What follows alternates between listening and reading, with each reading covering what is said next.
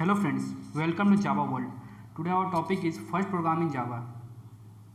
तो चलिए आज जावा का पहला प्रोग्राम देखते हैं।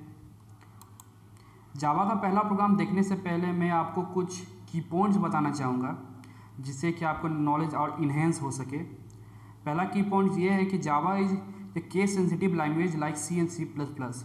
जावा भी एक केस सेंसिटिव लैंग्वेज है जिस तरह सी और सी प्लस प्लस है। इसका मतलब यह है कि जावा में स्मॉल लेटर और कैपिटल लेटर दोनों को डिफरेंट ट्रीट किया जाता है। नेक्स्ट पॉइंट यह है Java is an object oriented programming language. Java एक ऑब्जेक्ट ओरिएंटेड प्रोग्रामिंग लैंग्वेज है।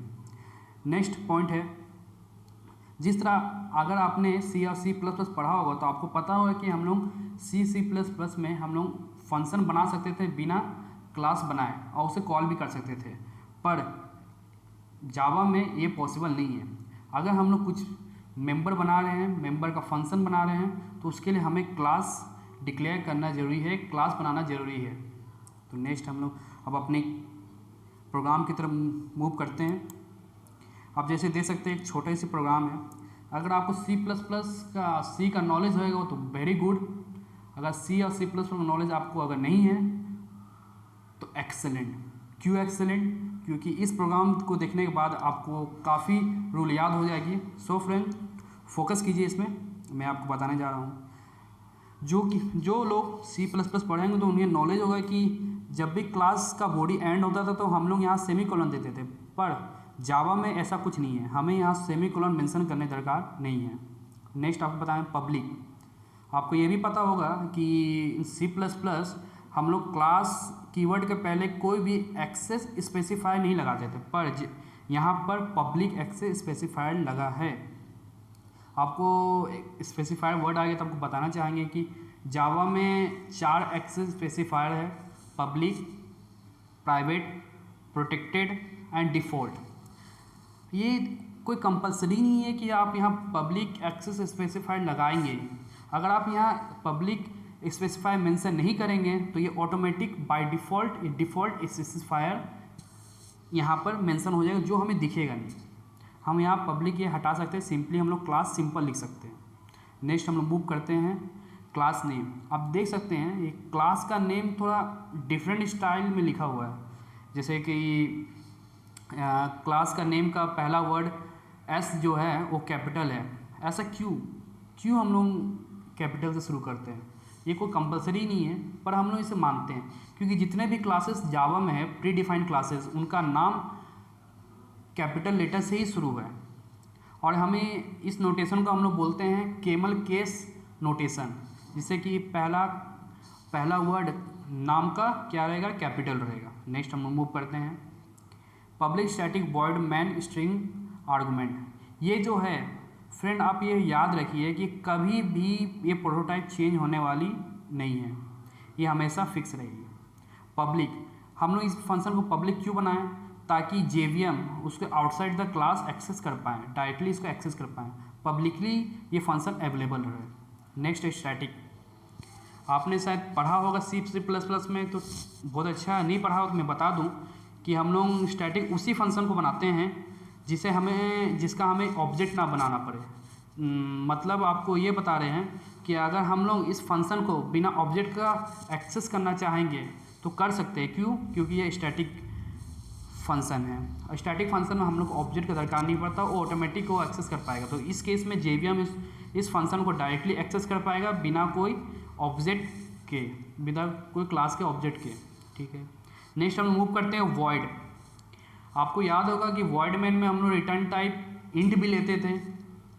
मेन में हम लोग रिटर्न टाइप इंट भी देते थे ना, तो उसी तरह यहाँ पर लेकिन हम लोग इंट नहीं दे सकते। यहाँ पर हमेशा वॉइड ही रहेगा, ये कंपलसरी है।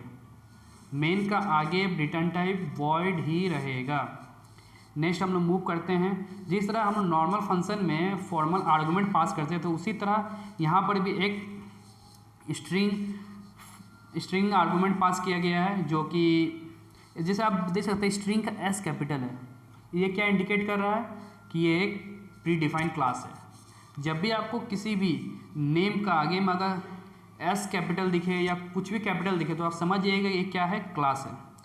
तो इसमें फॉर्मल पैरामीटर क्या पास किया जा रहा है? एक स्ट्रिंग आर्गूमेंट पास किया जा रहा है।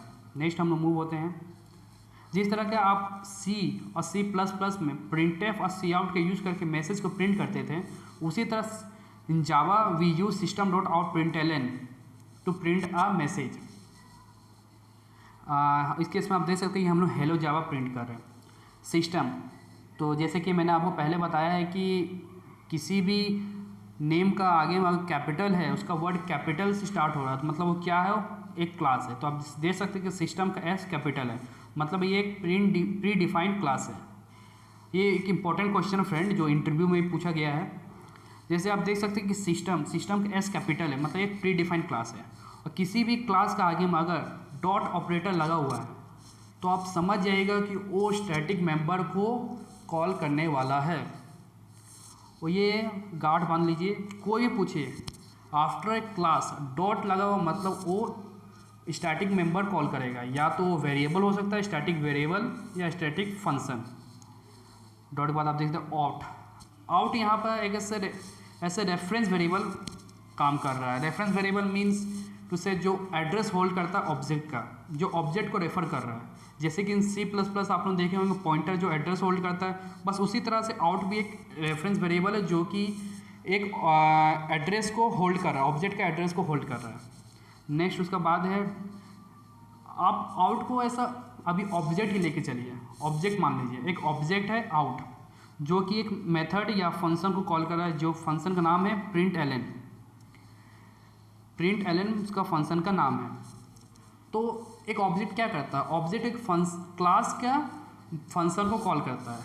तो ये println एक प्रिंट स्ट्रिंग नाम का क्लास का फंक्शन है, जिसे हम लोग आउट ऑब्जेक्ट से कॉल कर रहे हैं। तो ये सिंपली कॉल हो जाएगा और इसके साथ एक स्ट्रिंग मैसेज पास हो रहा है, हेलो जावा।